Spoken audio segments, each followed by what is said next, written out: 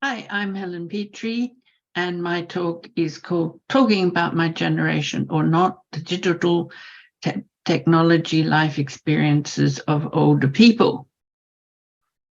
So to start, I want you to do this very quick questionnaire, which I'll talk about in a minute. So you might want to pause this recording while you go and do the questionnaire.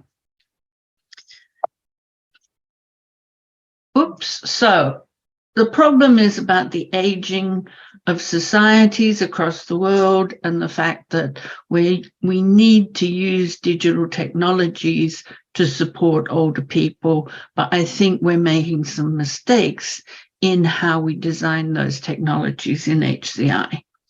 And particularly, I want to talk about two problems: the fact that the people who are designing and developing the technologies at the moment tend to be young people who have very ageist perceptions about older people as technology users, and probably that's because they have limited experience of older people, and the fact that we're treating all older people as a homogeneous group, whether they're 65 or 85.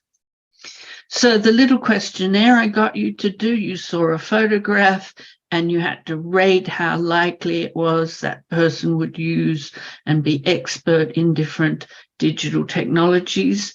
We've used this exercise, which is limited, I agree, but interesting.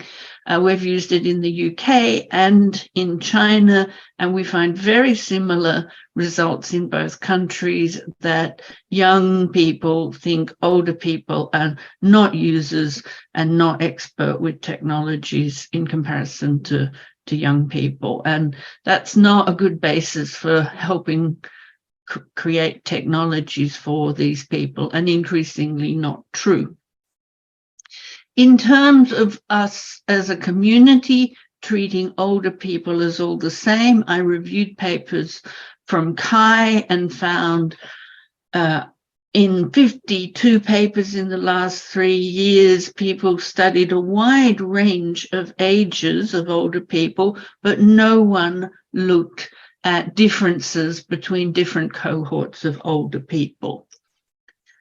But this is really important, because if we look at the experiences of older people, since the 1980s, we've had the digital revolution. The way we use technology has greatly changed. We use technology much more now.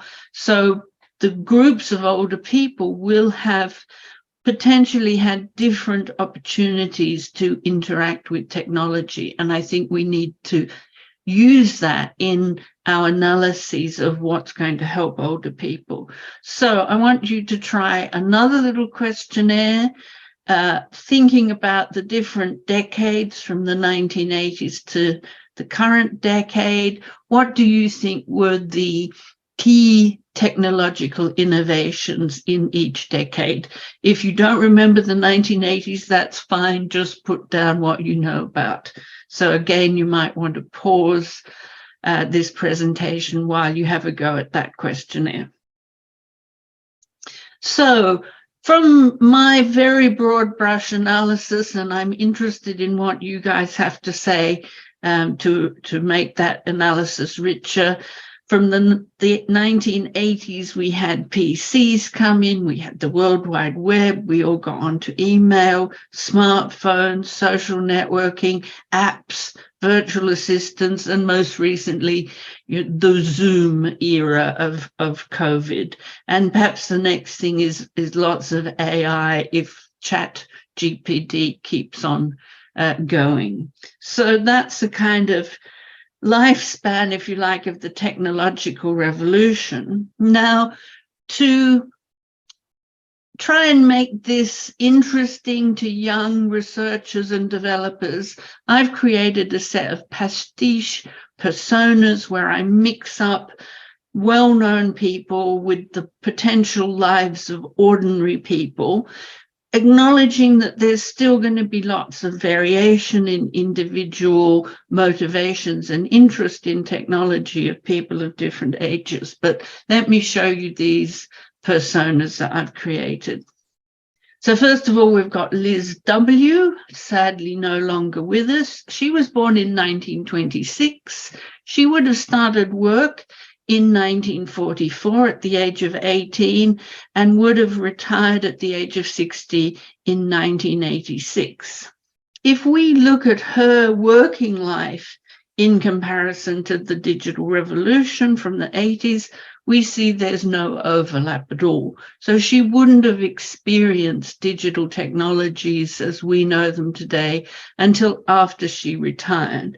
However, she does have grandchildren who may well have introduced her to digital technologies, particularly email, the internet, video conferencing, and she was a very smart lady, so she might well have been very interested in those technologies. If we jump forward a generation, we've got this gentleman, Mick J. He was born in 1943. He's now 79 going on 80. He would have started work in 1961 and would have retired at 65 in 2008. So if we look at his working life in comparison to the digital revolution, we see quite a lot of overlap, that he would have encountered potentially digital technologies at work and in his private life in the second half of his working life. He's not a digital native. We might call him a digital immigrant, and he may or may not be interested in using digital technologies in retirement. And finally, we've got Barry O. He was born in 1961. He would have started work in 1979, and he could retire at 65 in 2026.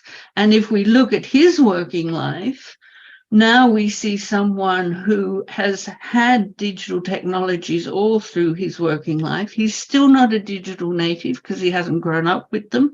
But I think we need a new term for this kind of person because they're very familiar with digital technologies. And as they retire, they're going to want to keep using them, and they don't want them to be more difficult to use, and they'll want technology to support them in old age.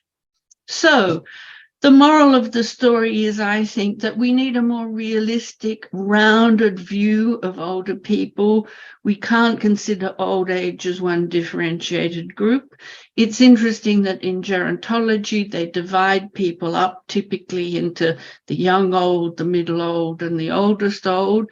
And those groupings are based on a typical health decline that people face in older age. I think something like that might be useful in HCI, not based on health, but perhaps more based on people's experiences with digital technologies. So I think we need good ways of measuring that. And I think the photo exercise and the pastiche personas might be useful, educational, and discussion tools, and hopefully a bit of fun as well. So thank you for listening to my presentation. And by the way, if you're not familiar with the title, it comes from a song from The Who are now 79 and older, so they're now old people as well. Thank you.